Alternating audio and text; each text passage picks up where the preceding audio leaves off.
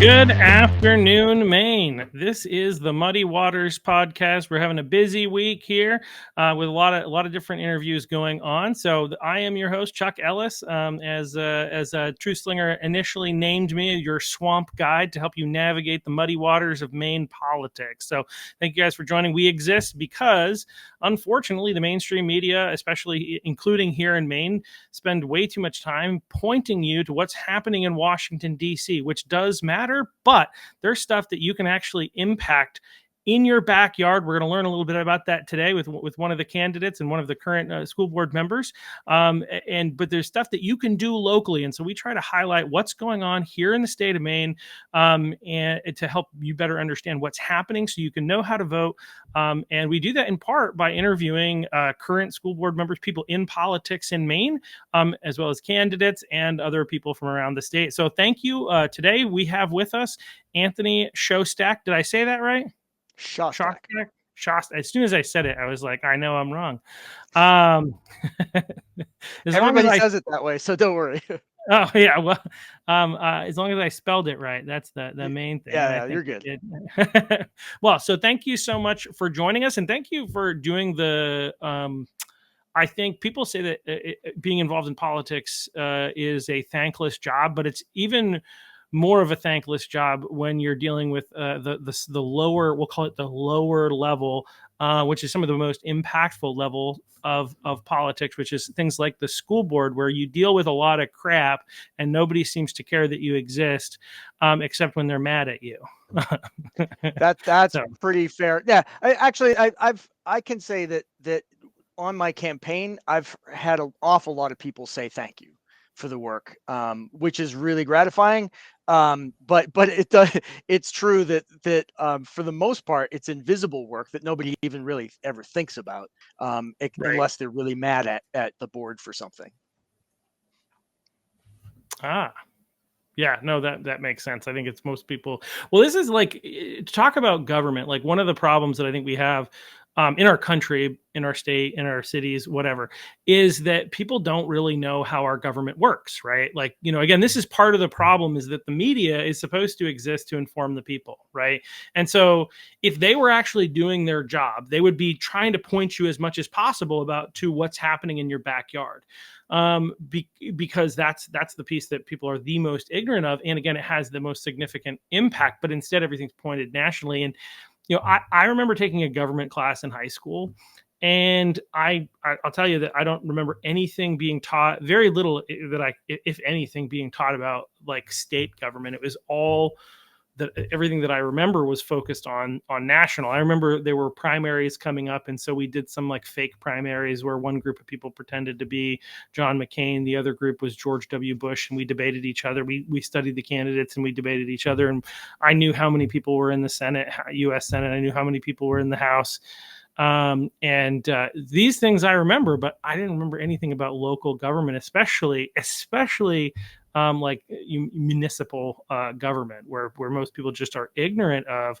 And as a result, like, it's not until something goes bad that you're like, who's in charge? How do I deal with this? That people actually pay attention. Yeah, I think that's a big problem. There's a lot of folks I spoke with who didn't know there was an election that was coming up, and it's not just a school board election. There's 2 selectmen seats up as well.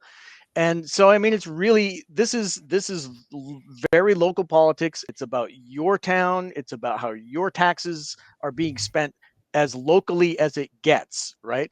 And people are unaware that there's an election. Maybe part of that is that it's a weird time for an election. It's a Friday in August in the afternoon. Yeah. It's 1 to 7 p.m. on a Friday. I'm not sure that that's a great model for encouraging civic participation, right? So I mean, so that's part of it, and then the other part is I've talked to several folks who say, oh, I only vote in the big elections, and I would then try to talk to them about the fact that this is as big as it gets. It doesn't get bigger than your backyard, right? yeah, you can vote for the president, and in a state like Maine that's trying to give away its electoral college votes, um, like, does your vote really mean that much? It's one drop in a storm of raindrops. But your vote locally is one of a few thousands, or in a vote where in an election where maybe only a few hundred people show up, you have a lot of voice, right?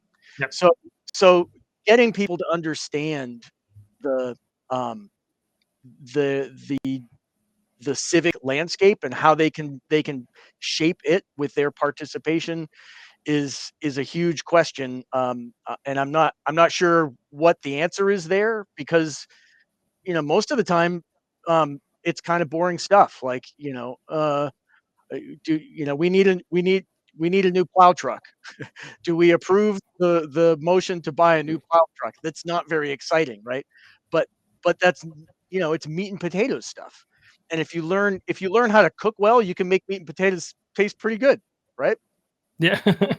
Yeah, well, and it's interesting because you say it's boring, and I think it isn't it's definitely not exciting, but I also don't think there are political junkies out there, and they're probably the people that watch this podcast. But generally speaking, most people don't really want to engage in politics at all. But if they are, they're going to pay attention to the bigger stuff. And again, they're misguided. I remember when I was going door to door for House, when I was running for House in 2022, and I met this guy who's like a big Trumper, and he was like, "Yeah, I only vote in the presidential elections because that's when my voice matters the most." And it's like, as you've just outlined, that's actually the complete opposite of the truth.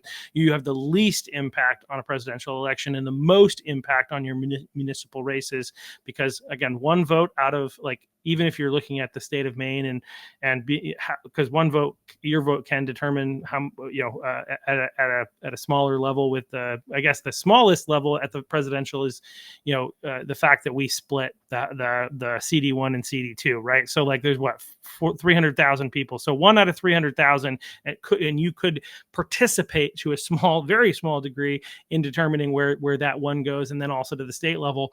But we'll just say one out of 300,000 versus, as you said, like one out of probably 500 in some of these like really local Or even races. I mean, fewer. or even Yeah. some of them have been as little as 200. And you just have such a big, but I also, going back to something else you said that I think is really interesting, then I do want to get into your background, but this is fun. So, but is looking at like when these elections are, and I wonder, like, why, like, unless it's intentional to try and intentionally have a smaller turnout, like here in Westbrook. One of the things, I don't agree with everything that we do here in Westbrook where I live, but this is one thing that I think Westbrook gets right, like almost, like, unless it's like a special election, where I think they basically have the city council determine, like, people show up and petition, and then there's a vote, and whoever wins that, if somebody's like stepped down from city council or school board or something, and then they can essentially appoint at their discretion. Like, outside of that, I'm not in love with that. But when you get to like the school board, city council, and mayoral races, they're all in November.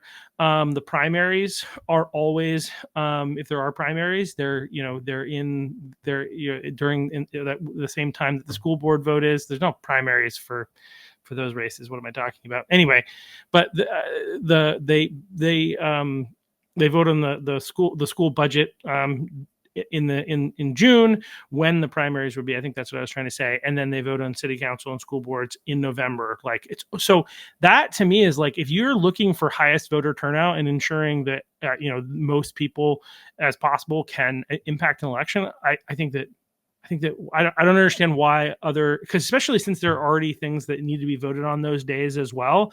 I don't understand why other towns do it differently. I'm not interested in forcing them to do it in a particular way. I'm just saying, strategy wise, if you want to get the most people out to vote, which you should, I think it would be do it at a time that people are used to getting out to vote, not like a random Friday in August, in early August.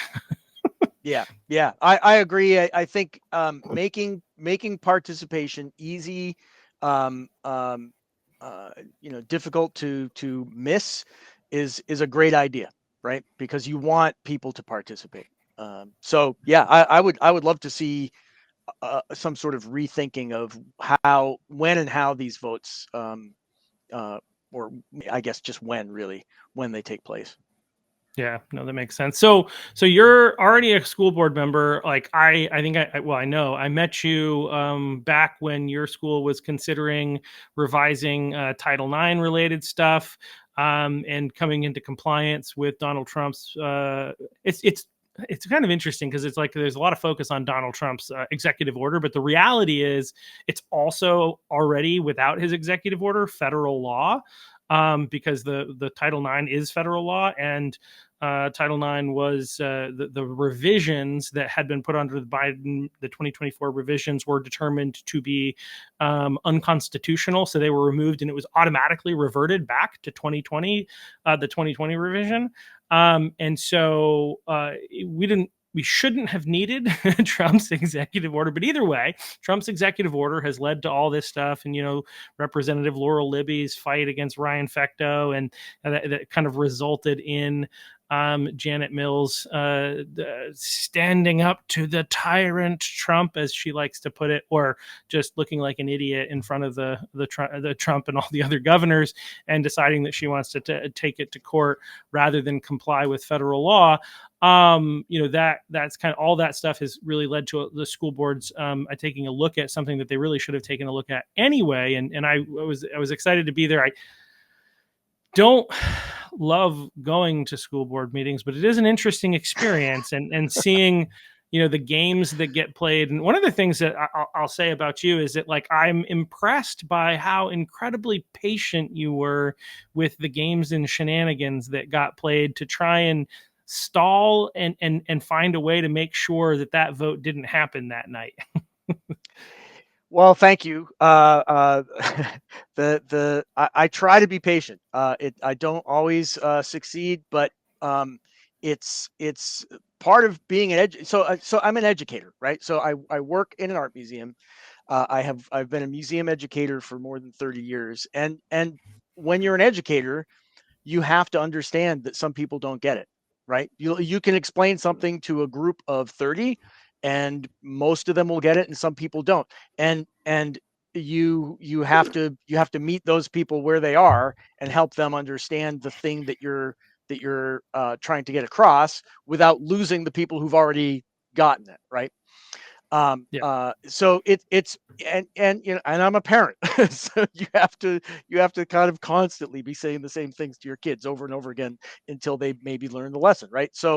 Um, so that's part of it, uh, but but yeah, man, it can be very trying on one's patience because sometimes it doesn't seem as though uh, as though they're as though the discussion is really being entered into as honestly as one might wish it to be, right? Sometimes it certainly seems like people are engaging in what you might call shenanigans, right? Mhm. So yeah. So yeah, thank you. I guess that's just a long thank you for Yeah. saying Well, that. I mean, I seem patient. yeah, well, you have to be patient, otherwise you'd have to resign or start a fight, I guess. So those are the options, because I definitely am gonna call some of what happened shenanigans, where a couple of people tried to adjourn the meeting. Literally, like, that was one of the tactics, was to just immediately try to adjourn the meeting right as you were about to have the discussion, and somebody was about to make the motion to approve the changes, or propose the changes to Title IX policy. And so that to me is absolute absolute shenanigans. Everybody knew that was on the agenda, and so these two people tried to do that. But anyway, so I thought it was I think that's interesting. But in politics, a lot of times both sides will do things like that. And what's interesting is, obviously, when it comes to municipal races, they're not supposed to be this game of, like, we don't list party affiliations because this is supposed to be non-political and nonpartisan and this, that, and the other thing. But the reality is, everybody has a political worldview through which a lens through which they're seeing the world, and that, whether that's exactly Republican or Democrat or Libertarian or whatever, it's a lens through which they see the world, and it impacts how they govern at whatever level they're at. And so it's interesting. But without getting into that, I want to give you an opportunity so people can get to know like who you are, what your background is, and like kind of what we'll say what your credentials are for being on the school board, like why and then why you do it. But like that's a lot, but just kind of tell us who you are and where you come from, and then we'll go from there. Sure, sure. As I mentioned, I'm an art museum educator. So I work at the Bates College Museum of Art. I've been here for well over 30, almost 34 years, I think, something like that, 33. And so I oversee the whole educational program. So that's our intern program. That's sort of inwardly facing. So our students who are taking an internship or working for us as interns, they can do it either for credit or for pay, depending on what level they are in the internship program. I work with local schools, so K-12. I work with local, like Central Maine Community College. We have a College of Health Professionals here in Lewiston that I see pretty regularly. I see folks from other colleges. Sometimes we get groups from Maine College of Art, Bowdoin, Colby, UMaine. They'll occasionally come and municipal or not municipal community groups, Cub Scouts, Girl Scouts, homeschool groups, senior living centers, all of them can come to the museum and plug into our programs. So that's either a guided tour of a current exhibition, or sometimes we bring things out of storage. We've got 10,000 objects, and so not everything can be on view. And so we can bring out objects to speak directly to um, let's say a fifth grade class is studying space science. We have a collection of astrophotographs that they can look at. Um, and so that it's kind of fun to be able to work with objects to with an extremely diverse audience. So diverse ages, diverse economic backgrounds, diverse education levels, everything. So that's been a really great job. I do work with schools a fair bit. I even created a language program. It's basically a literacy program. It's called the Thousand Words Project. I did this a long time ago, and it's gone through a few evolutions since. But basically, it uses art in the museum's collection as a springboard into a variety of writing lessons. And this is geared for seventh and eighth grade. It's very, very focused on those learning results here in the state of Maine. And it really is skill building, right? So it has the idea that it works on this kind of conceit that writing is very much like making a picture. That an individual word is a lot like a brushstroke. Like by itself, it doesn't mean anything, and then by adding them together, you start to create a picture. And by looking at how artists do it, you can kind of look at an analogous way to approach writing. So basically I've created curriculum materials, which wound up getting we got an award from the National Endowment for the Arts for that program, and it's now, since it's online, it gets used by people all over the world. So like people in India are using this to learn how to write better, which is great. Um, Wow. yeah. So I was born here in Lewiston, Maine. And I went to local parochial schools. So I went to St. Joseph's school. I then went to St. Dominic's, both of which have ceased to exist now. Hmm. And and then I went to the University of the Arts in Philadelphia, which also has ceased to exist. So that closed a year ago. So I can't even prove to people now that I have a high school diploma. So it's a little Wow. strange. But I worked at the Philadelphia Museum of Art. I worked at a commercial gallery in Philadelphia for a while, and found my way back to Maine in 1993 or so, and have been here ever since. Um, I also worked as, it was a volunteer position for 10 years. I was the president of Turner Public Library.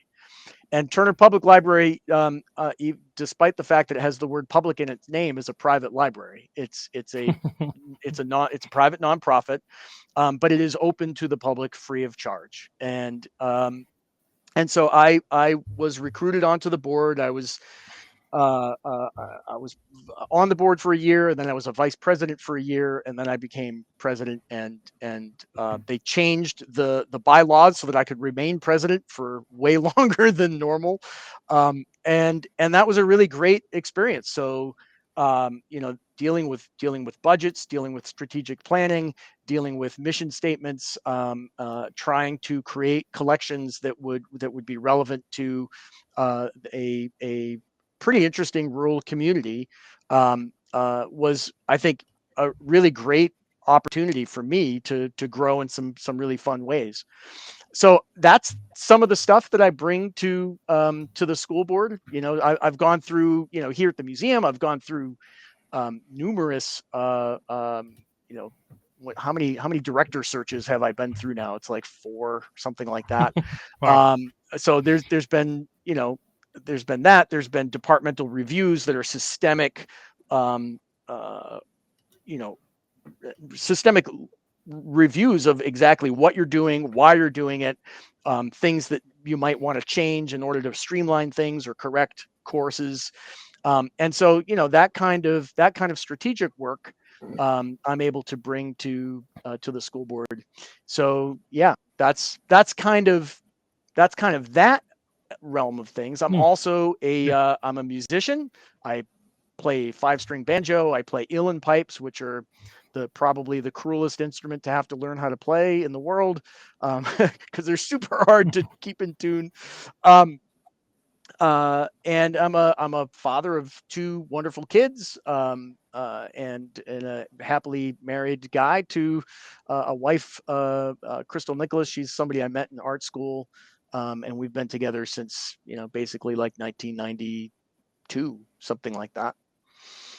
Wow. Wow. So I think that's what we would call credentials. Like I think, the combination of being a parent and obviously like I think that sometimes like it's presented that conservatives, people more conservative minded, are anti-academic, and I think I think like obviously the truth is not the case.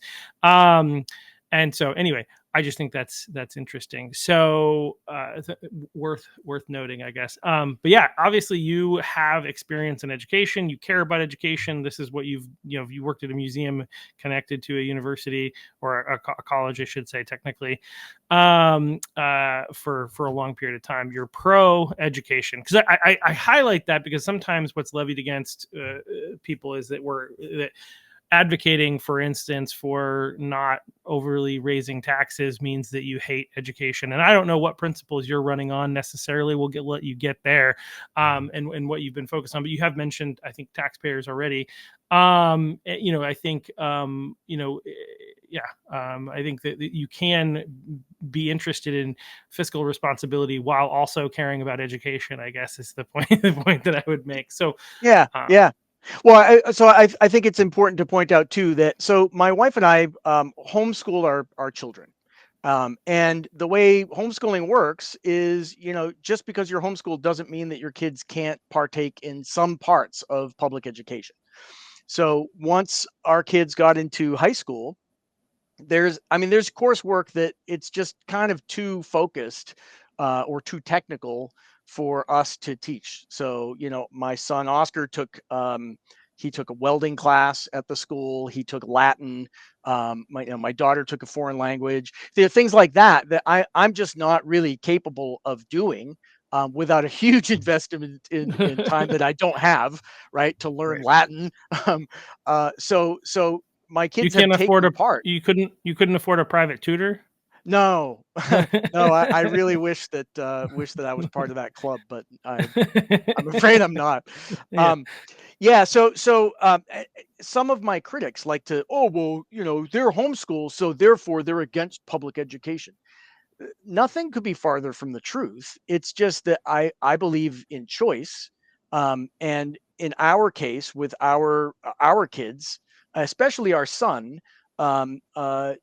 it appeared that homeschooling was probably the best way to approach it. Our son had some uh, some issues that would, I think, have made it very hard for him to excel in school. He's a super bright kid, but he's very, very slow to begin things. And so he's the sort of kid where if you have a teacher who says, okay, um, let's take this test. Everybody start. It's a time test. Let's go. He's going to be, if you had 100 kids, he's going to be the 95th kid to actually start to take the test, right? He'll just sit there, and it takes a little while for what you've said to start working in his head. But that combined with the fact that, like, you tell him something and it's almost like an eidetic memory, right? So Hmm.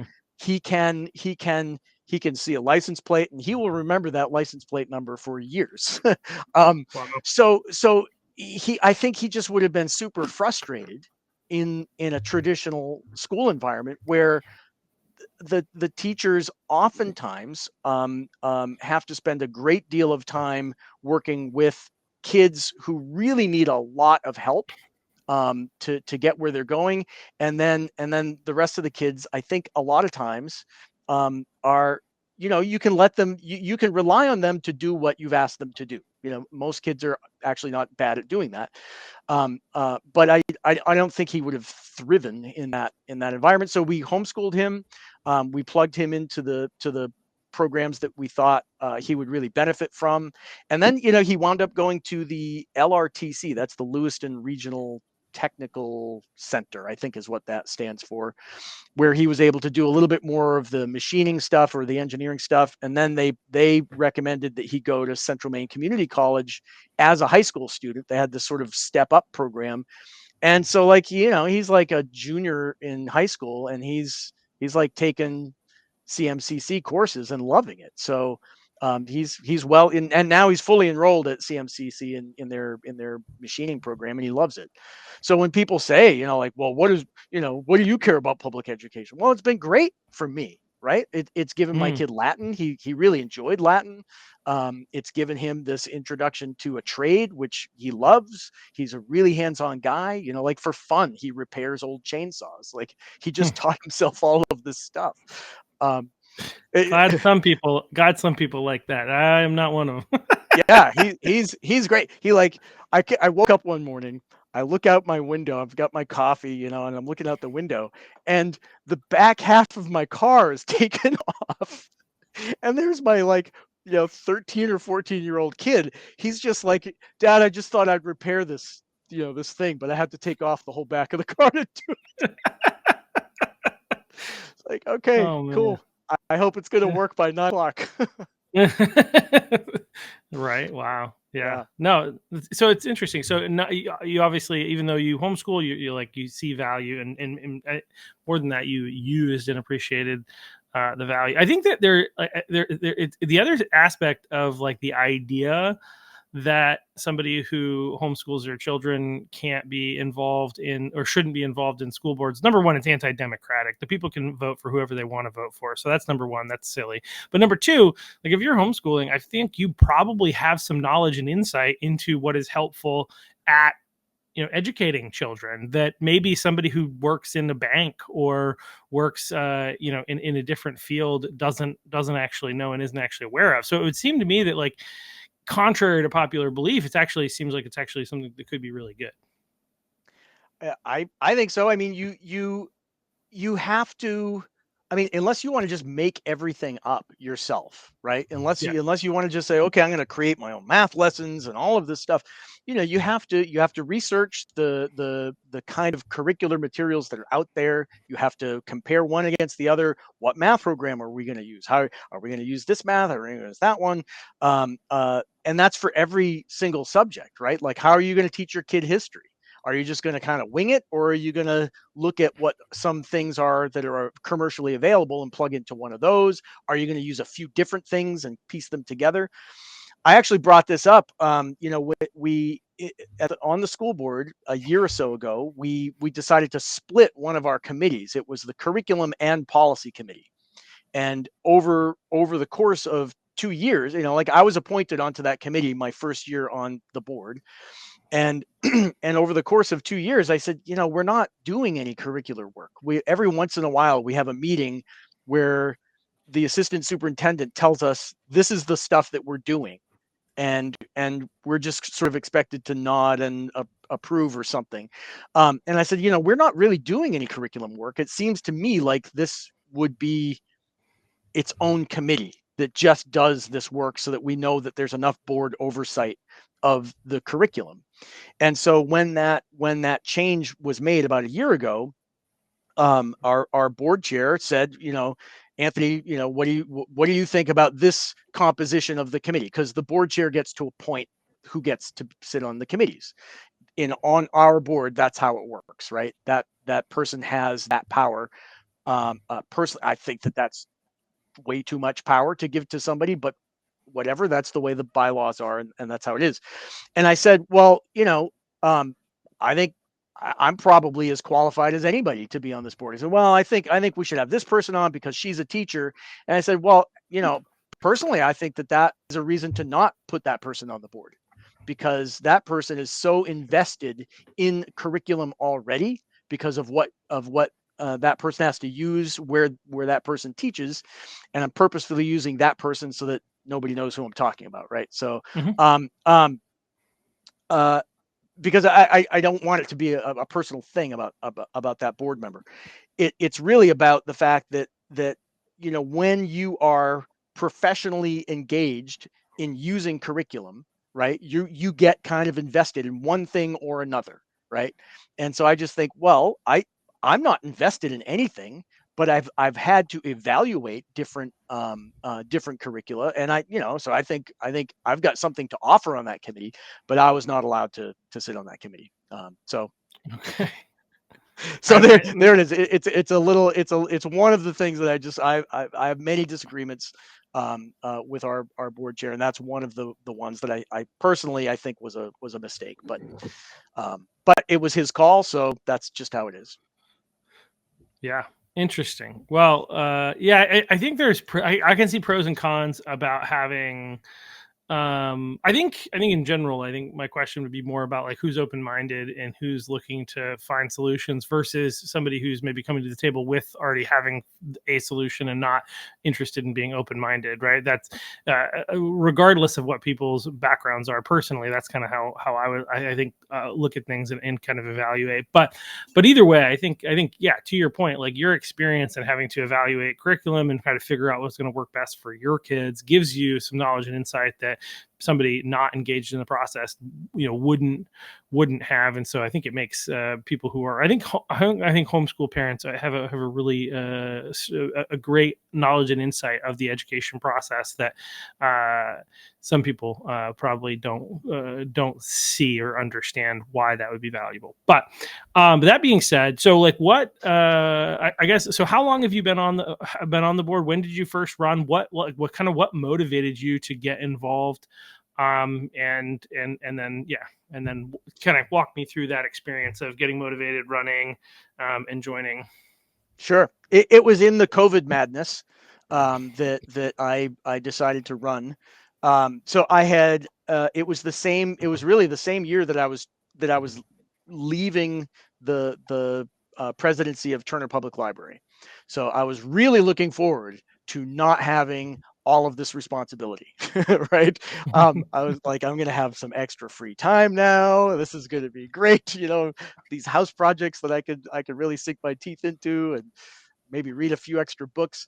But no, the COVID madness. We can't have nice things because we had to be lied to during all of that. And so during COVID, I became pretty frustrated with the idea that we're going to be closing schools and we're going to be masking students, following what was obvious to me was politicized advice, right? So it's not like there was one set of voices that said, oh, we have to be closing schools. No, what it was this one set of voices who were saying this because it was an opposition to a to Trump's administration, right? Like we had this whole thing about how um, we we society was just so messed up at that time. Like It everything was was. like we have to everything that we do is predicated on what Donald Trump's stance is on any given thing, and whatever he says, we're going to take it the opposite. So we, and when I say we, I mean like all of those people. Um, Yeah. it was nuts. So we had this complete shift. For instance, when it came to vaccines, like we can't trust any vaccine that Trump is going to be responsible for. To Oh, um, that was the to biggest farce. I oh remember my God, I had friends before, friends that were on the liberal side of the aisle, who before the election they were saying there's no way, and they didn't cite Trump, right? They said there's no way I'm going to take an experimental vaccine. It takes 5 years or whatever to develop a vaccine. Therefore, I'm not going to trust it. And these same people, as soon as Biden gets elected, all of a sudden they're like they're like first in line to go out and get the vaccine. It's like, if you don't trust it because it hasn't had enough time, it still doesn't have enough time. And it's the same one that was being developed when Trump was right? president. Like, it's the same exact people that are working on it as we're working on it before. Do you understand what's going on here? But anyway, it's okay. Yeah, yeah. It's the So insanity of that. we had this whole idea that we have to close schools, except schools everywhere weren't closing. There were whole countries that weren't closing their schools, and their kids weren't dropping dead from COVID in the millions, right? As we were told would absolutely happen here. Like our kids would die, the teachers would die, they'd all get sick, they'd bring it home, and grandma would die, right? That that just wasn't happening in places like what was it, Norway or Sweden, whatever. Uh, Yeah. it Well, just didn't happen, and those let's just voices be were, yeah. Go very ahead. very clear. It didn't happen, right? And not just that it didn't happen in those places, right? Like so children, like, being able to spread, like, there's actually, we knew this early on, actually. Like, this is a thing that, like, the people that are like the defenders of Fauci and stuff like that as well, we didn't know all this information. That, sorry, we did. I was actually paying attention to COVID data before most people even knew what it was, that it existed. In like late 2019, early 2020, I started hearing about this through, I was paying attention to some stock stuff, CNBC, um their kind of morning show, and then a couple other things. So I started to learn about it, and so I started to research the data, and like we knew early on that it didn't impact. It was actually better for children to get the flu than it was for them to get the vaccine. We also ended up knowing relatively early on that there was little to no data to suggest that children could pass COVID, especially to adults. So, like, this is stuff that we actually knew. So not only did that not happen in Norway and Sweden, right? It didn't happen. There's little to no data to suggest that Yeah. the transferability. Now, with other things like the flu, yes, kids are definitely spreaders of viruses, but there was actually no data to back up their claims that that was going to happen. If we opened up And I schools. mean, Anyway, sorry, so I that's a one that I'm no, no, just no. like, yeah, So this is exactly it. So there were standard protocols in place for pandemics, right? Like, okay, these are the responses that CDC recommends. And you know what? One of the things that they didn't recommend for a disease like COVID, shutting down schools. They didn't recommend that. That was not, yeah, and universal masking was something that, like, no, no, it actually doesn't really make sense. And yet we forced that stuff on our children. So now, and it so frosts me that now every time there's a discussion about how student academic performance is in the toilet. Oh well, we're still dealing with the COVID. Well, you made that happen. You helped make that happen. Education establishment, you bought into it. The teachers unions bought into it, and they said, no, no, don't open the schools, we have to mask. And so you helped make that happen. So I don't even want to hear it anymore. I just don't. yeah, So we, anyway, getting back to my motivation, I spoke at some meetings, right? I got up, I made public comment, and I tried to be as forceful but polite as I could be. So I wanted I wanted to register that I was displeased, and that I was very serious about what I was talking about, and that I had done my research, And so, I wrote out my speech, and I would read it, and people basically they begged me afterwards. They were like, you got to run for the board. Nothing's going to change until we get people on the board. You got to run. And I'm thinking, I don't really want to do this. I work as an educator. I feel like I'm really kind of close to this whole topic. I would rather not have what I do on the school board be implicated in any way with what I do for my daily work, right? I would really kind of like more of a separation. But at a certain point, you realize that somebody has to do it, right? Like somebody has to do the work, and nobody else was going to do it. And um, I think of like my dad was a World War II veteran, and you know, people just signed up for the army because they knew they had to do it, right? Like, and they knew like I might get killed going on. It's not like they wanted to go fight the Germans or the Japanese or the Italians. Like they just knew we have to do it. We have to do it. Somebody has to do this. I'm going to do it. Um, and so this is my small way to participate in doing some kind of public service that it involves some kind of sacrifice of time and everything. Luckily I don't feel like I'm putting myself in mortal danger doing this, but Right, right. uh, but it's something that people have to do. Somebody has to do it, and if I'm not prepared to do it myself, at a certain point, I just have to accept. Well, I guess that's what the people who did want to do it did, and that doesn't sit well with me. Yeah. Well, no, I think that you made some really important points for people who are paying attention and watching. I think, and anybody who cares about what's going on in our world is that like you, we don't like I don't think we enter into politics necessarily. I know I didn't because we're like, oh, I just would love to spend a lot of time talking to people about these things. Like, I mean, my wife often tells me that, and I've said this on the podcast before, but my wife often tells me like, you like politics, and I was like, no, no, no, no, no, no, no, no, no, no. I do not. I do not. I'm sorry. Like, I'm interested in political things, but when it comes to like the politics of like actually getting elected, changing things, and a lot of the policies that are put in place and all this stuff. Like I actually am very like it causes me a lot of I don't know if anxiety is the right word, but I'm not very happy. I don't like it. I don't like engaging in the political process.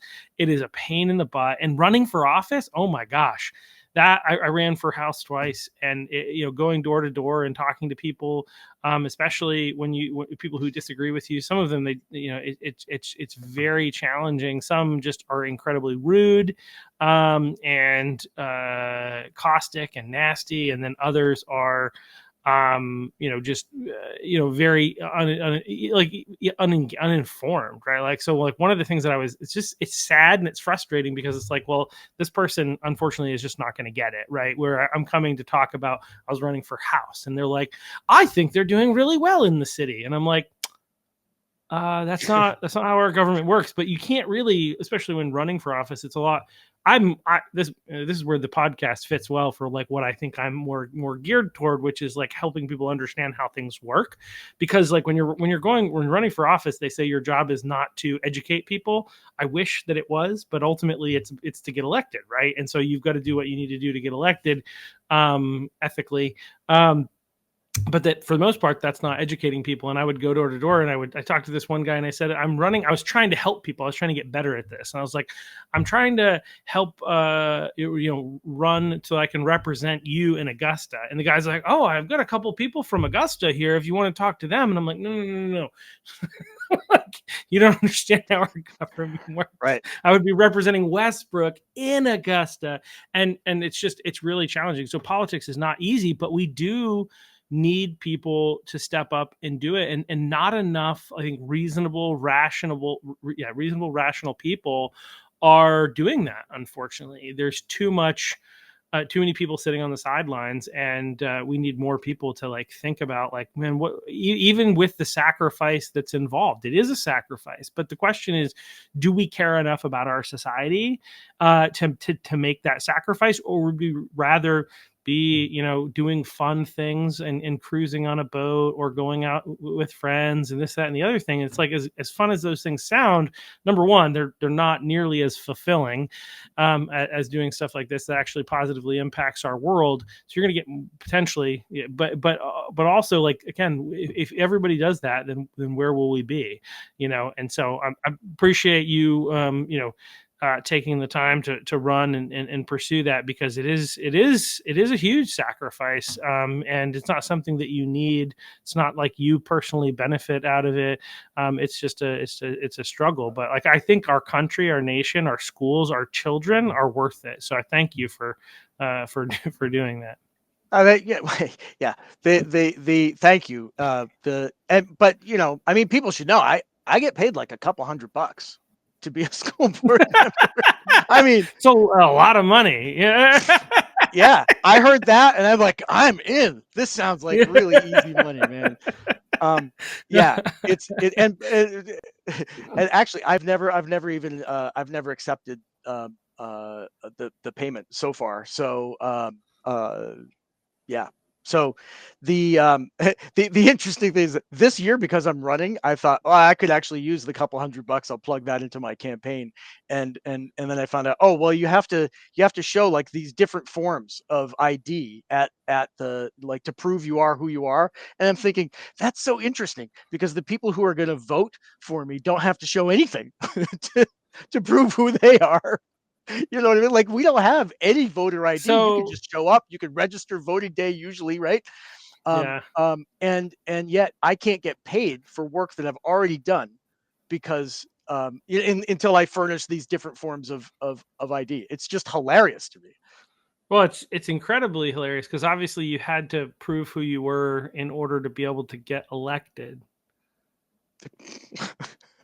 This is just But now you have to do it again in order to get paid. Okay. Okay. right, All right. right. Well, Yeah. This is uh, all. It's probably all sort of some weird fallout from 9/11 or something, right? Like 100%. It's definitely the Patriot Act. It 100% is. Yeah, it's there's just just all stupid. these requirements that you have to collect information in order to be able to give somebody a check.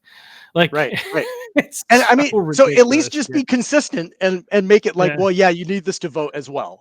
Like, Right, right, instead of exactly. that, Yeah. oh, anybody can vote. Yeah, yeah. Speaking of which, That's show just up, nuts. show up in November so that we can make sure they don't put in this red flag law, and so that we can get voter ID a requirement in the state of Maine. So vote in favor of voter ID and vote against the red flag laws. Anyway, just as a quick Right on. aside, felt like I should Yeah. mention that. And if you live in the town of Green, and you're listening to Yeah. this live or before Friday afternoon, vote Friday, August 1st, between 1 and 7 p.m., because that's when you can elect your 2 selectmen and school board member, which I hope, if you're watching this, I would be your candidate of choice. Yeah. So vote Anthony Shostak. Did I say it right that time? Shostak. I said it Shostak. wrong again. Anthony Shostak on Friday, August 1st in Green, you said, right? Green Yes. Elementary? Greentown office. Greentown office. All right. Yeah, so definitely get out and do that. Yeah, so people need to engage, but I feel like I got distracted all of a sudden. So that's what's happening. And so you're running again, and they've there are people who aren't as excited about your representation on the school board, and so they've gathered, got somebody running against you. So you want to, Yeah. so sometimes they say in the world of of politics, they're like, I remember when I went to some trainings, they said, don't even mention the name of your opponent, because you don't want to let more people know who they are, or something like that. I don't necessarily ascribe to that, but we don't have to talk about your opponent, but if you want to, we can. Well, so I think what I'd like to do is talk about my perspective on Yeah. what I think the motivations are for my opponents. right? So I've been on the board for 3 years, and I promised myself and the people who asked me to run that I would not just sit there. Like I was going to try to make the most of those 3 years on the board. So I have rattled the cage. I have asked questions that many people think are beyond the pale because they're critical questions. They're questions that require layers be peeled away, that rocks be upended and looked under, right? And because there might be something under there that is less than cool. And the only way to find out if it's there is to ask. So I've done some asking, and uh, I, the the the things that I found out were pretty upsetting. So one of the first things that I did was I inquired into a professional development that was offered at I believe the elementary school, and or at least one of the elementary schools. There are three in our district, one for each town, and it was an LGBTQ plus whatever uh, professional development session, and that on its surface, I don't, whatever, I don't really care. But here's the thing: is that I said, well, I want to see the presentation. Is there a presentation? So I was given a PDF of the slideshow that was used, and I looked through it, and I read things that really troubled me. Like one of the bits of advice that these teachers and staff members were given was, if a child comes out to you, you should commit to finding resources and learning together with them. Oh, really?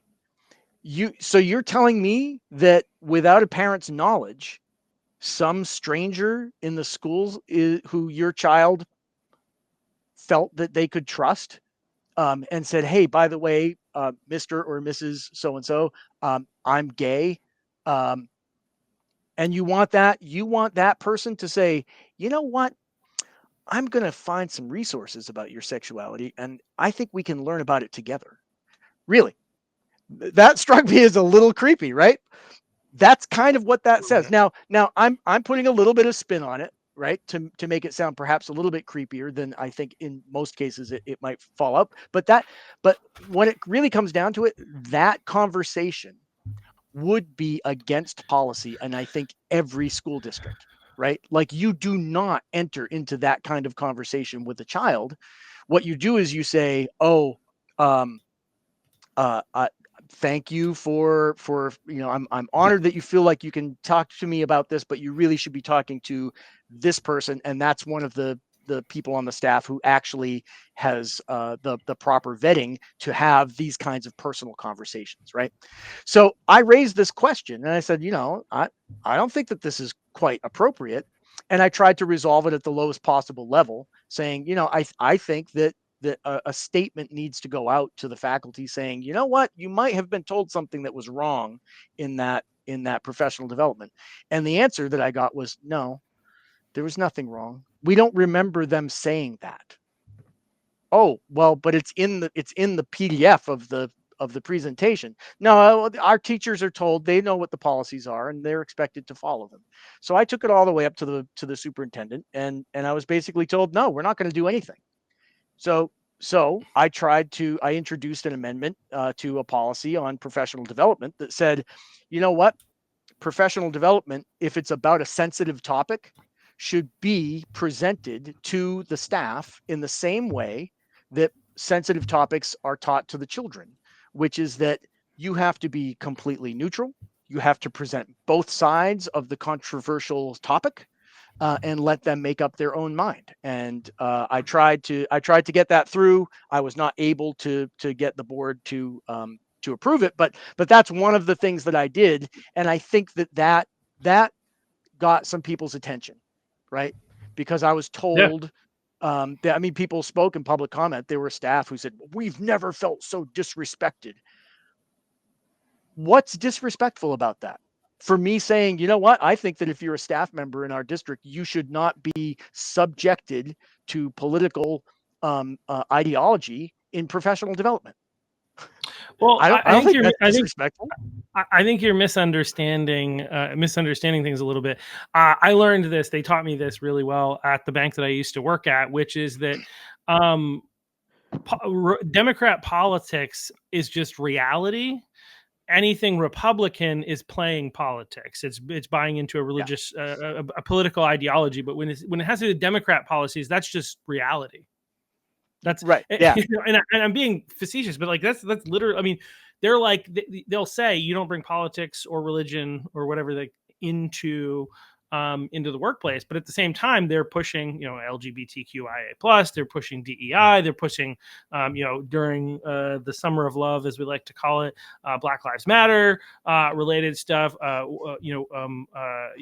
Race. What is the race thing? There's a critical race theory, which DEI. they say isn't happening in the education system, because what they mean is, well, a course called critical race theory is not being taught, whereas the underlying principles of critical race theory are presenting themselves in a lot of schools. I'm not going to, I don't know what's going on in your school, but like, like they say these things, sometimes they'll say these things aren't happening, but when they talk about them, I think the other one is climate change, right? Like, I mean, we even talk about our, the company that I used to work for, because of the way in which the world has gone in the stock market, you have to have your I don't know what they call it, but it's essentially a form of a social credit score in terms of like what you're doing related to the environment, sustainability, or whatever the heck it is. And there's like there was a huge push to like get more and more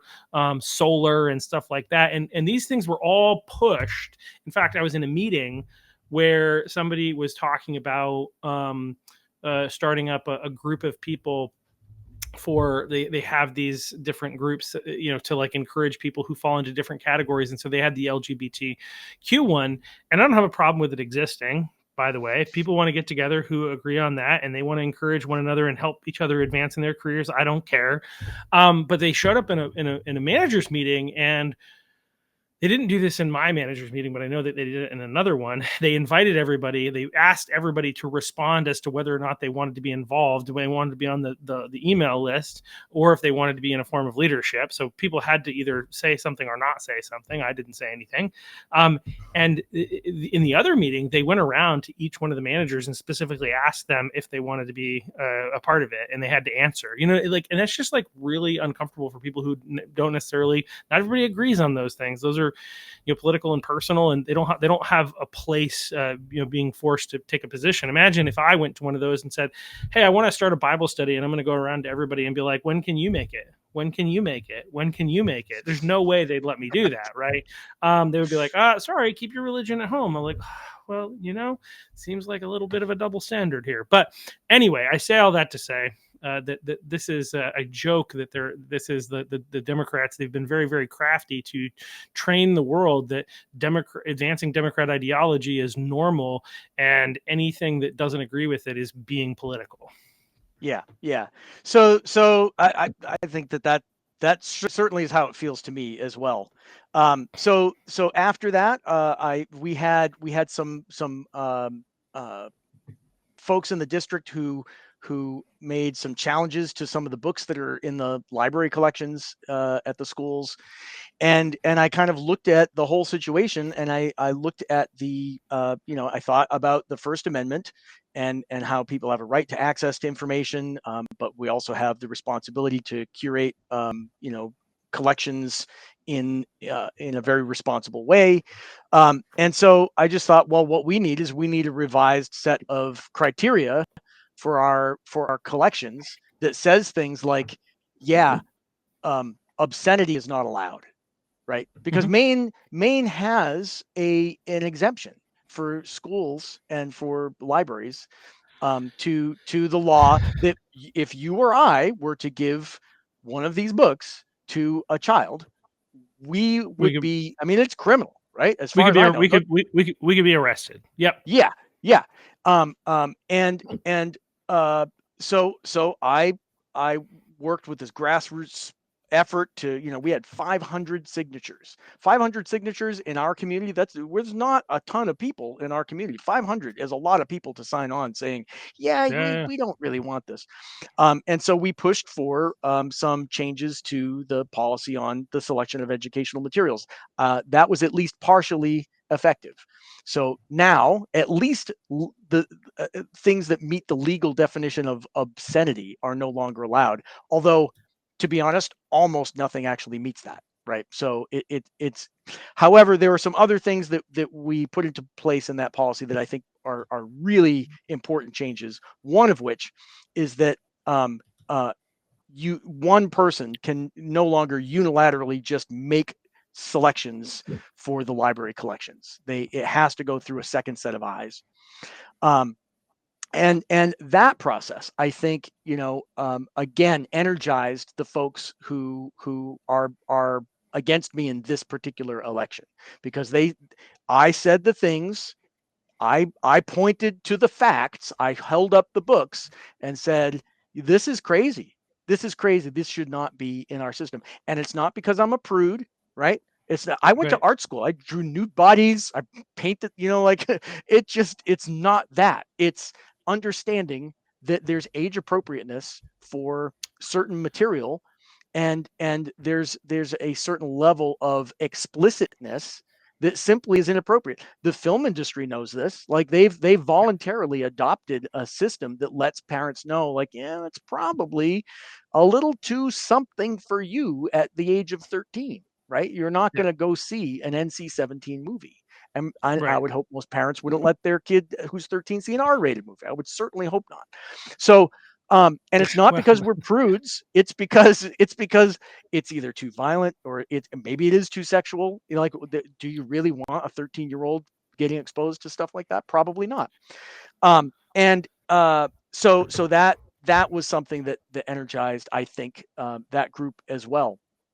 Um, so and then Well, this well, year, and I just want to talk on that just briefly, because the Constitution of the state of Maine mandates that children residing in the state of Maine have to have access to appropriate education. Actually, the word appropriate is in our Constitution around education, and so that, like, what you're talking about, and this, we're the other side on this issue tends to, like, call us book burners if we say that certain books are inappropriate for children.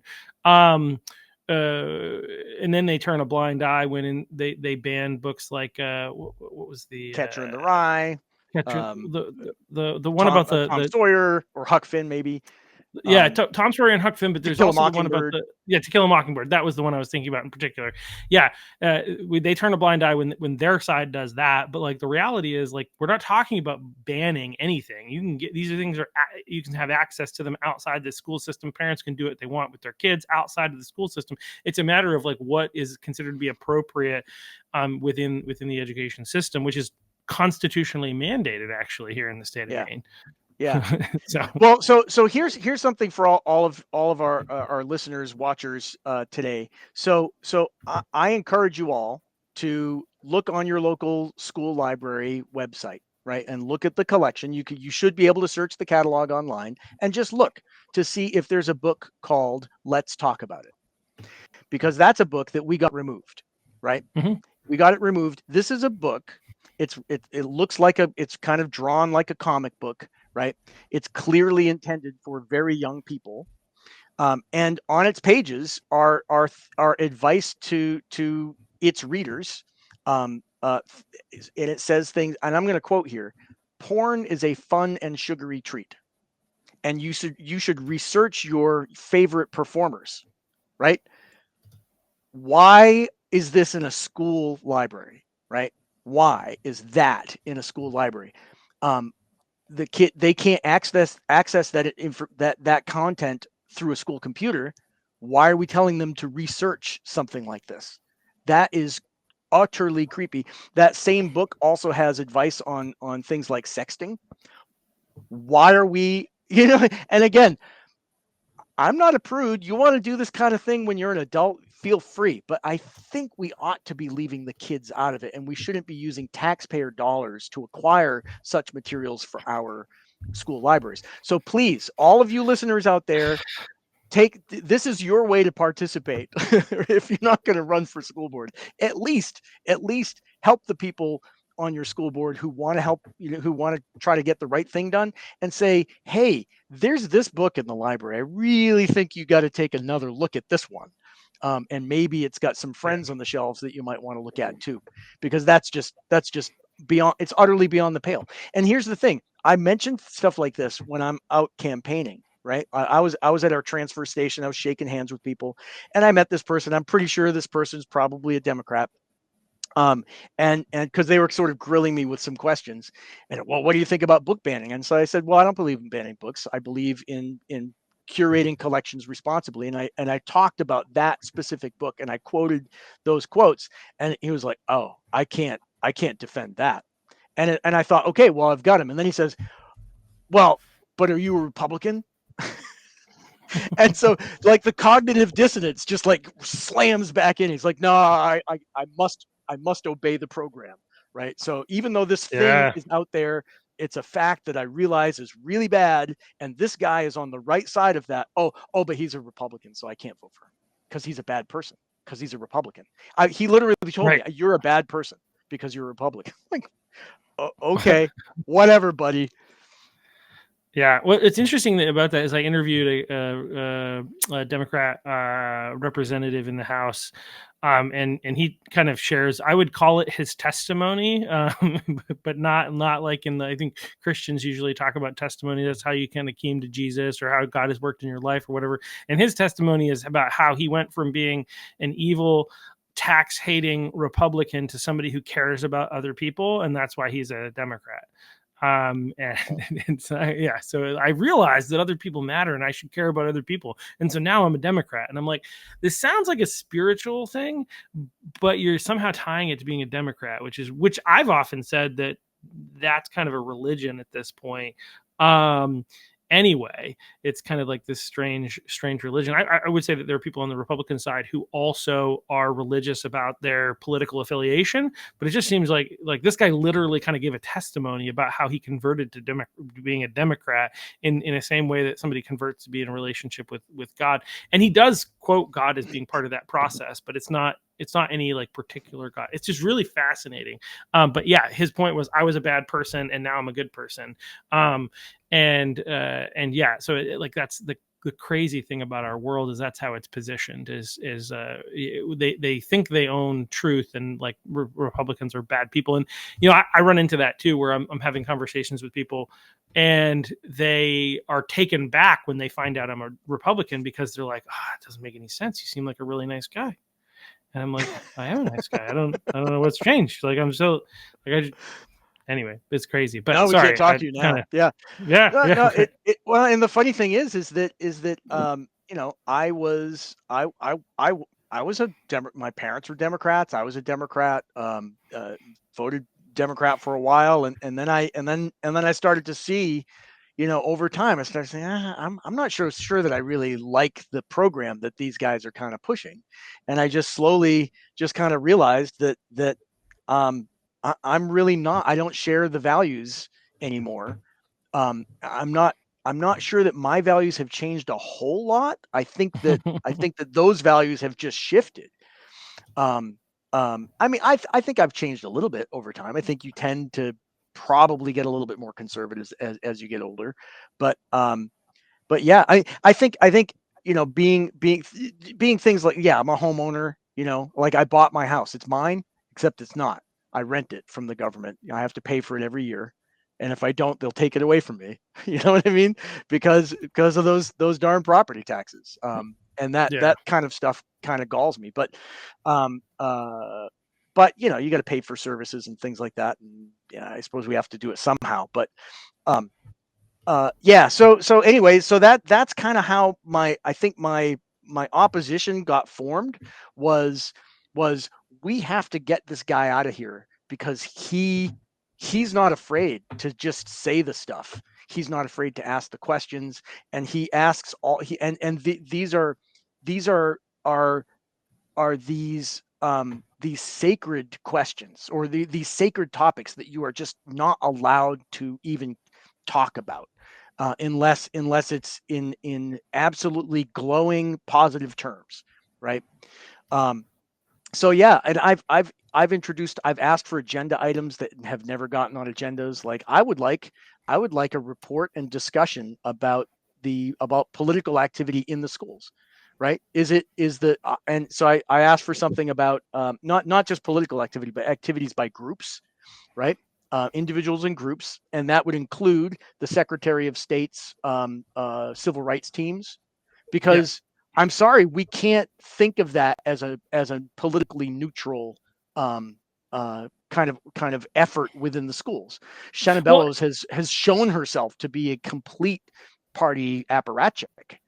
yeah, well, and like the reality is like like I think it's important to note because like civil rights teams, civil rights, oh, that sounds great, right? Civil rights teams, it's a group of people focused on civil rights. Well, the problem is what they're actually focused on, which is all Democrat ideology issues. It's DEI, it's CRT, it's LGBTQIA, it's climate change, like all that is exclusively what those organizations are focused on. So I just want to highlight that because it's not like we're in favor of civil rights. Let's be very clear about that. And we're in Right. favor of people being engaged in the process of understanding and defending civil rights.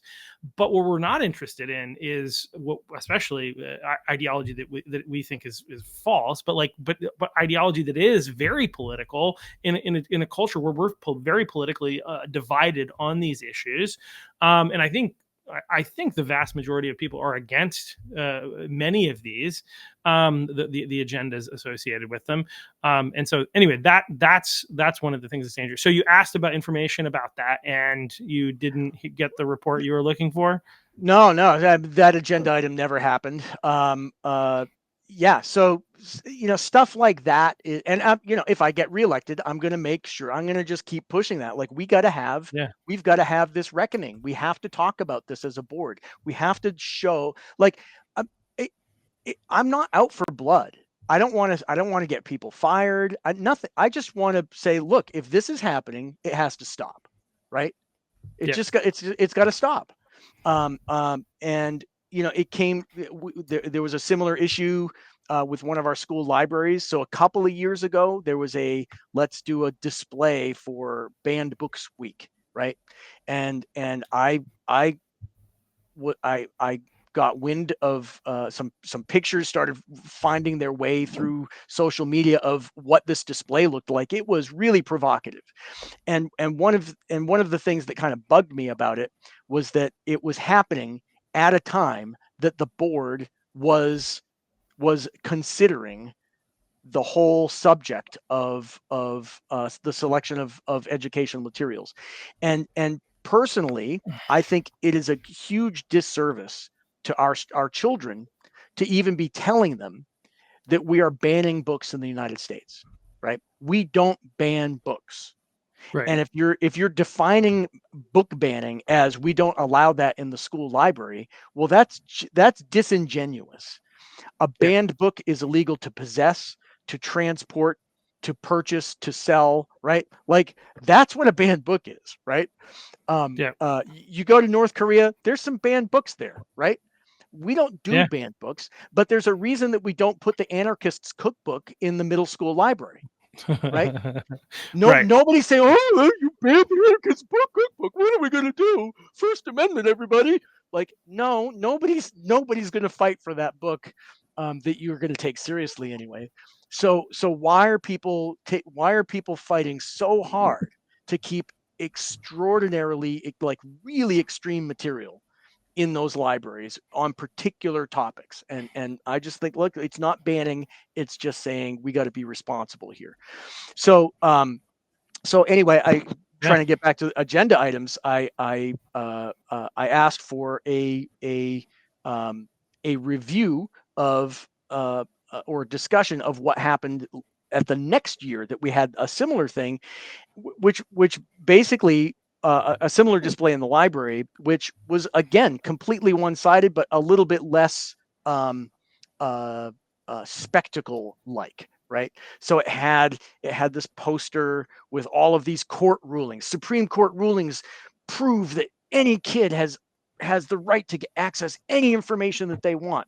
And like, well, that's part of the Supreme Court decision, but the very same decision has this other wording that says that local communities absolutely have the right to set certain materials aside, right? And just say Mhm. that's just not appropriate. How come that was not part of this display, right? I think it's because certain people, certain people have a hard time separating the work that they're paid to do from the social activism that they want to be engaged in. Well, I agree for sure, and I think it's also part of like I'm just gonna what is it? Shamelessly plug my podcast name, Muddy Waters. Right, this is Muddy Waters, and it's muddy intentionally. Some people are making the waters of our political environment muddy intentionally by one is like what you were talking about earlier, which is essentially manipulating the language. And like I with the guy that I was on with on Monday, he using the word doxing for something that was not doxing.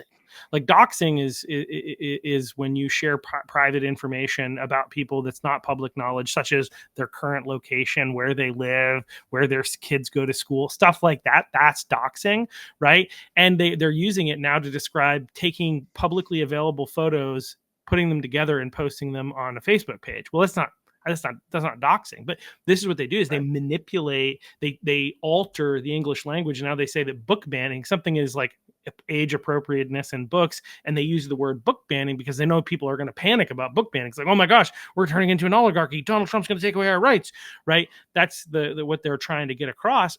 It's not real. It's not what's really happening. And so with this situation, it's like, yeah, providing some of what's said. It's just like the same way they used to take Governor LePage out of context. They would take this little short 13-second clip and leave off what he said before it, the preface, and then the conclusion, right? And just leave this and make it look like he said something he didn't say. Or they did this a lot to Trump during. I mean, Trump gives them a lot of opportunity, I would say, because he talks a lot. But he, in the whole thing about like Clorox, and I remember like it was just a fun thing where somebody was telling me that Trump, I heard it from multiple people, and it was somebody I worked with who said that Trump was was saying that we should drink bleach to stop COVID. And I said, I don't think that's real. Let's look at it. Let's look at what he actually said. And so we pulled it up and we watched, and he basically made this comment that was like, well, we understand that sunlight and bleach kills COVID. Is there any way that we can use that? And he looks over to, Dr. Bricks, and she's like, no, we don't know how we can use that, right? And somehow they extrapolate that, which is just, this is like CEO in the boardroom, putting ideas up on the wall to figure out what can we do to solve a problem. That's what was going on, but it got twisted as Trump is trying to tell you to drink bleach to kill COVID. It's like, well, that's Yeah. not what Yeah. happened, right? Like there's an intentional manipulation of language, and that's what they do in order to advance their agenda, regardless of truth. Yeah. That's certainly what happens with words like gender, right? Gender, Yeah, gender. When I was growing up, gender meant sex. It was completely synonymous, and it wasn't until yeah, after I was out of college that I began to really start encountering it in with other meanings. And I'm like, what the heck is this? No. And here's where I really sort of I kind of get it gets my back up. Like, okay, I sister Christina, sister Christina Marie, and sister Helen went to a great deal of effort to get the English language into my head, like grammar, yeah, vocabulary. Like it was not a particularly fun process for me, and so it really gripes me that there are some people who think, oh, we can unilaterally just change the language. Like, no, this isn't 1984. Like the state just feels can't like say, it. oh, it totally does a lot. But I fight the idea that no, I'm not going to go along with that stuff. No, Yeah, that's not what this word means. It has never meant that. I reject the meaning. And if you want to continue to talk this way, you've got to come up with some other way to get your point across, because I'm just not going to cede this territory. I'm not. It's my language. It's my cultural heritage. Back off. yeah. Yeah, no, and that's awesome. So I definitely like it's so great to have somebody like you, like serving on the school board and running for school board. So I really, I'm hoping, I'm rooting for you. Hope you get reelected.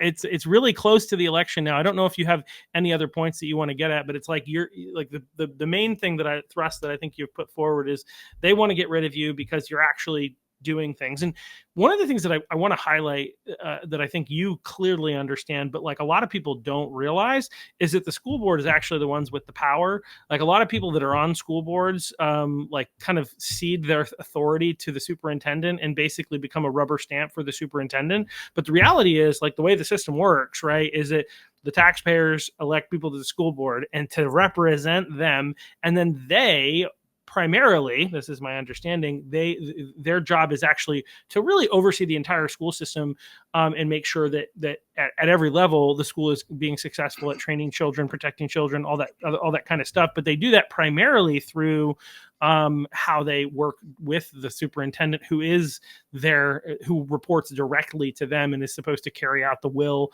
of the people as dictated by the school board. And that seems to, you can correct me if I'm wrong about anything that I said there, but I think that's essentially how the process works. Yeah, Nuts it's and bolts. so there's a little bit of some stuff in there that I'd like to talk about if I still have time. Yeah. One is that that's all absolutely true. Like the superintendent is the sole employee of the school board, right? So they work at the pleasure of the board. However, it often feels like it's the other way around. It often feels like the superintendent is calling all of the shots. And I've actually been chastised by some of my colleagues on the board for not trusting the superintendent. I've been told that we need to trust the superintendent. We need to support the superintendent. Well, I mean, it's not that I don't necessarily trust the superintendent, and I'd like to give the superintendent support, but I want to ask the questions, and Well, I want the data. I want the reassurance that my support is placed appropriately. Um, and here's the trust thing. but verify. Is that something we can say? Trust but verify. Yeah, But go. and Yeah. well, and here's the other thing is that I get the sense from many of the people on many of the people on my board, and I've talked to people on other school boards, right? So I've gone to the school board association conference and stuff like that, and so I've talked to people. Um, um, I get the sense that an awful lot of school board members, school directors, that's technically our title, is we are directors of the schools. Okay. So an awful lot of us feel like um, having to go through a superintendent search is the worst thing in the world. Like, oh my God, we have to hire a superintendent. Oh, this is horrible. And the way I approach it is, this person is my direct report, right? And I have to, I really, the only thing that I have hold that I can hold over them is their job. I have to be willing to say, that's it, you're done, please leave, we will find somebody to do the work if we are not satisfied with what you're doing. And it often feels like, now it's not like I want to do this, it's just that I understand that it's my duty to fulfill my office. I have to be willing to fire the superintendent. That's part of my job. Yeah. I have direct reports here in my everyday 9 to 5. I've got direct reports. I am the one who's responsible for keeping them on or firing them. I don't want to fire anybody, but if you are terrible at your job, if you don't do the things that I need you to do, because that's what like, we need this job done, I need to be able to fire you. And so I just think people have to understand that I'm not afraid to do that kind of work. And I think too many school board members, I think, are intimidated by that, because people, it's seen as like, oh, well, that's being mean. Nobody wants to be mean. Nobody wants to be the bad guy. And I certainly don't either. But I understand that, like, look, at a certain point, if that person's not performing to my expectations, I have to be willing to argue before the board. That's I don't think they deserve a raise. I think they deserve a pay cut, or I think they deserve to leave. right? And if you're not prepared to do that, you are absolutely the wrong person to sit on a school board, because Right. it really is something where I mean, that's fundamentally what you have to do. And it takes a Yeah. while.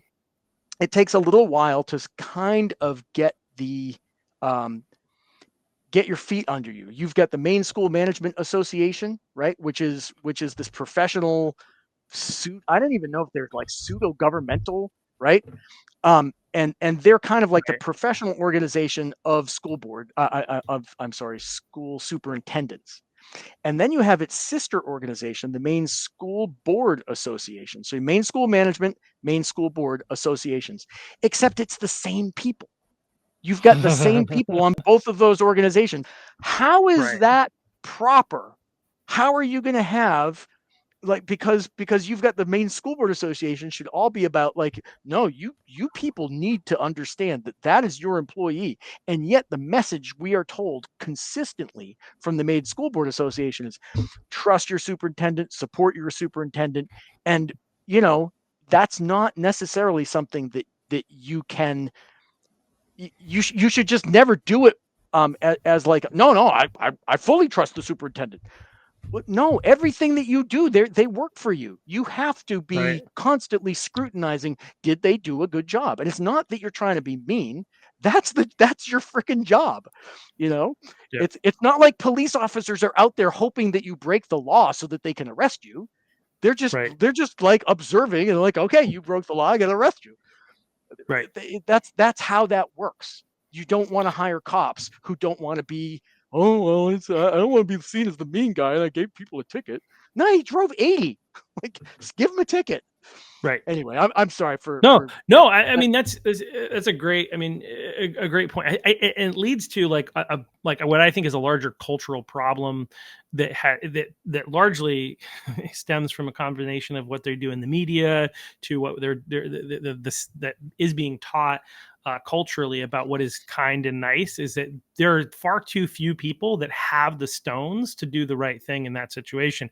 Far too many people are afraid to speak truth. I've run into this a lot recently. Some people at this point kind of label me as a person who likes conflict, and it's like, no, I don't like conflict. But if conflict is necessary, I'm not going to avoid it if it needs to happen, right? If somebody, like you said, so there's a situation where somebody's not doing their job and they need to be held accountable, like I'm not the one who's creating this problem, or you're not the one creating that problem. The person who's not doing their job, and in this case, that's overseeing a school system that is educating our children and providing a safe place to also educate our children. If they're not doing a good job in that, if they're not doing their job the way that they should be, like so important to get them to hold them accountable, essentially, and make sure that they do it. And without accountability, you tend to have people do whatever the heck they want rather than what they're supposed to do. And so accountability is necessary. So anyway, that's a really great point, and I obviously wholeheartedly agree with you. And unfortunately, yeah, like I said, too many, either people are ideologically aligned with people, and that's why they wouldn't get rid of them, or they just feel bad, about the fact that, oh well, I think about how this is going to impact them. I'm like, well, think about how it's going to impact everybody else if you don't hold them accountable, right? Like, yeah, I mean, it might be tough for them if they don't do their job, but like, again, you're paid to do a job, and if you don't do that job, then you don't have that job. That's just how it works. And it's not the person realizing that, as you said, the police are not the ones to blame for you driving 80 in a 35, right? Like, oh, it's like, oh my gosh, this might cause him to not have his license. Like, yeah, well, the reason we have that law is so that he doesn't run somebody over, right? And so it's right. all about like creating a healthy society. And I think far too many people, like, one of the ways that this plays out is that there's a lot of like crying. I think literal crying, not just like, but about federal employees losing their jobs. And it's like, the impact on them, and it's like, what about the impact on us, about the fact that we've been paying, if these people are being fired, it's probably because their jobs are redundant and unnecessary. So like, sure, I mean, it sucks to have worked in a job like that and think you're going to have it forever, but if you're doing a job that is pointless and useless, I'm sorry, my compassion just doesn't exist there. But so many people are all upset about it, and it's like, I mean, like we should be more upset that we didn't find this sooner. Like that's Yeah. the anyway. I just Yeah. it blows my mind, but yeah, too many sensitive people in our culture. Anyway, Yeah. um, And school. uh, So yeah, schools are they are incredibly expensive to run, right? So I mean, yeah, my three towns, um, uh, not a ton of population. We've got a $37 million school budget, and it's only going to be going up, right? It just goes up because of the inflation goes up, so cost of energy goes up, cost of food goes, all those things factor in. Teachers want raises. Everybody seems to think that teachers need to be paid better. Well, guess what? Guess what the biggest portion of the pie is in a school budget? It's the staff line. So if you give teachers a 5% raise, guess who's paying for that? That gets directly translated to higher taxes for the town, and there seldom seems to be, there seldom seems to be the attitude of, you know what, we're going to come in with a 0% increase this year for the school budget. I haven't seen that in 3 years. I haven't seen that in all of the years of my town like paying local taxes. It's every year. It's more and more and more. Well, guess what? Sometimes, um, I've been told, like, no, the budget at work, like here at my, in my job, no, they're like, we want to see a 0% budget increase, for your department, or we're giving you that. Like, it's not even like we want to see it proposed. It's like, this is what you get, because guess what? Like, we had to get this place going through COVID. It cost a ton of money, and now we've got to make sure that things, kind of come in, so that we're able to meet all of the obligations. I understand that. It's like, there, I don't see a reason why, oh, we need these things for the school. Okay, what are some things that we can do without? What are some, yeah, and that's the thing where people start really getting, they, oh, you don't support the schools because you're asking for cuts. Well, you know what? Maybe being a little bit more focused on actual education, maybe that is really the answer for us, and maybe that doesn't need to come with extra prices. Maybe we don't have to buy another app. Maybe we don't have to put iPads in the hands of kindergartners, which is something that we do, right? That's the yeah. stupidest No, thing in the world. well, it's stupid on about 17 different levels, but like like that age in particular, like it's really dangerous to have them have access to screens because they don't know how to manage it. They don't have the self control. Like adults don't have the self control, but it's much more challenging with children. I know that my brother, like with one of his first daughter, used to let her use the phone, to play around a little bit, and then but the tantrums that would come as soon as the phone is taken away, and like it didn't matter how long she used it, she was going to throw a tantrum if she couldn't have it. That he just was like, he basically created a no screens rule for his kids, for much of their upbringing, because like it's not healthy for them. So yeah, that Yeah. sounds like a place where you could cut some funding, and it wouldn't be terrible. There's this idea that because technology exists, we need to make sure we have it in the hands of kids as soon as possible so that they can figure it out. I assure you, they'll figure it out. Don't worry about it. If you Right. teach them other things and that you help them to have a brain that they can function without the use of technology, once they have access to technology, they will do just fine. Yeah. Just Yeah. just assured be assured of Or that. it will ruin their lives, like because Yeah, I'm there's I'm a that. bit of a pessimist.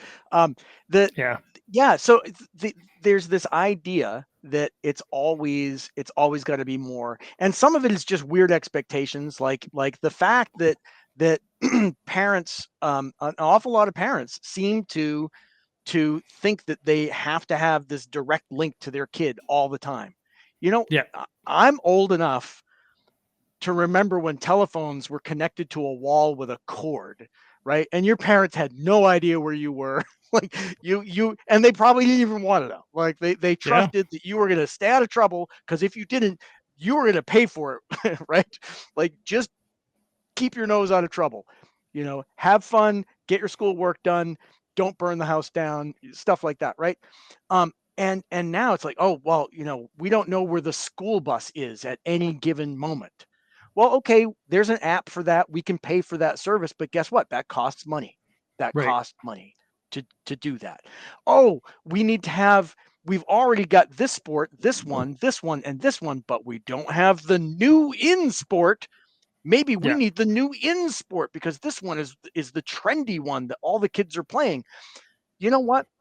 Your kid probably doesn't need to play that sport when it really Yeah. comes down to it. And I realize that sports are like this is probably the thing that could lose me this election, because oh, you can't touch sports. Sports are super, important. How? What are the sports that we're teaching kids to play? Are these things that they're going to be able to play when they're 40 years old? Probably not. Do you know how many 40-year-olds I know who play football or basketball? Very few. Very few. I play basketball still. Mhm. Yeah, I don't because I'm sick of getting the elbow in the face. Right. Because Right. Right. I'm a pretty short guy. But there there's just Yeah. like, really, Oh, do I, we I have think. to Well, do these sports that are so? I mean, they require so much investment. yeah. And To your point, I think sports are good, but I also think that like the question of like should they be paid for through should they be one of the questions that I ask is whether or not they should be done through the school system. That's not a question for me. I'm not on a school board or anything like that, but like a lot of places have really great rec programs and things like that. And anyway, like how much of the cost needs to be absorbed by the taxpayers versus the parents, and like everybody, I say that, and everybody will probably jump on. Oh yeah, okay, it's so hard for parents. Like I get it, but I also recognize that there are other aspects of this, and it's their children that want to play these sports, and so these are what are called extracurricular activities. They're not required aspects of a healthy education system. So no, I so think athletics is great, and I'm not talking about dismantling the right, right. athletic program, but it's like, how many do you need? How many varsity sports do you really need, right? And if you're going to add a varsity sport, maybe it ought to be a lifetime sport, like something that you can do into your 90s if you had to, or maybe there's other things, other kinds of extracurriculars that wouldn't necessarily be athletic. I keep thinking like, man, like there's a school of blacksmithing here in Lewiston, Auburn, right? um Yeah, wouldn't it be cool to have a smith, you like have the sword making team for the school? um they make a bunch of they make tools, it doesn't have, they could make barbecue tools, sell them, use the proceeds to buy another anvil. Then you're teaching kids you're teaching them entrepreneurship. They're learning pretty valuable skills. It's pretty athletic. It's a physical workout banging on an anvil, right? Like, yeah, there's just other things that aren't necessarily a team sport that's going to need a coach. It's going to need a playing field. You're going to have to bus kids all over the state. You know, there's other things that kids could do that could teach them really cool life skills. And I think the school would be a great, and like it could be like a sort of a springboard into a career. Um, and it just takes yeah, a little bit of creative thinking about just what do we do with an after school program. You could have yeah. just the car class every year. They Well, just fix the car. there's so much about the education system that I think we could improve in ways that incorporate more stuff that actually prepares kids for careers. I think that's a thing that like is just it's interesting. We're at this place where I think we have to defeat this giant of like the unnecessary things that don't have anything to do with it that shouldn't be involved in our school system. We have to get that stuff out, but then we have to think about, okay, how do we do education better? Because I do think that like having a bunch of teenagers create a culture together where they mostly just are friends with one another at a time where they are the most toxic human beings in existence is a miserable experiment. And I think we need to do more to like separate them from one another at some point throughout the course of their day, such as like whether that's doing internships or whatever it is, to also give, but it also doubles as an impact of like getting kids into different types of jobs so that they can see what it's like and figure out what they might want to do with their lives. But anyway, those are just a couple of my brief ideas. But yeah, well, I do have to, we do have to wrap this up, and this has been a great conversation. I knew that we would have a good conversation, and but as a reminder for anyone who lives, it's in Green, right? You said Green. anybody who lives in Green, there is an election this Friday. And you need to show up between 1 and 7 at the Green Town office and vote for Anthony Shostak. I said it right that time. And there are also two other races. I think that's two city council races. Selectmen. City selectmen. Sorry, in my mind, it's all the same thing. City council, school, town select board, or town council. It's all the same thing. But yes, select board. So yeah, definitely get out and vote for Anthony. And thank you so much for coming on and for doing what you do. And I look forward to connecting in the near future. If you really care about education, if you're not in that district, but you want to know a little bit more about what's going on in the education system and what we can do to kind of push back against it, there is an event coming up. Be on the lookout for event's going to be down in Old Orchard Beach on August 16th. Voices for Truth, or Voices of Truth, an international symposium dealing with some of the nonsense that's happening in our schools, how people are fighting back and how we can fight back. So put that on your calendars, and we're going to take a brief break for everybody else, and then we're going to do another podcast relatively shortly focused on national politics with I think the Southern Maine chair of the Libertarian Party. So it's going to be interesting conversation, as I do think that Trump has upset some libertarians on certain issues. So we're going to talk about some of the fun stuff and see where that goes. So thanks again, Anthony. Any final thing to say before we go? No, just stop in and watch a school board meeting sometime. Whether you're a parent with kids in the system or just a taxpayer supporting the schools, stop in or check out that book that I mentioned might be in one of your school libraries, and you could do a huge service to your community by just pointing that out to the school board and quoting those quotes that I gave you. That shouldn't get you shut down in public comment. And yeah, Yep. just see how things go. Yeah, sounds good. Well, thank you so much, and we'll see you And all in thanks a for little having bit. me. Yeah, Cheers. thanks so much for coming on. Right on.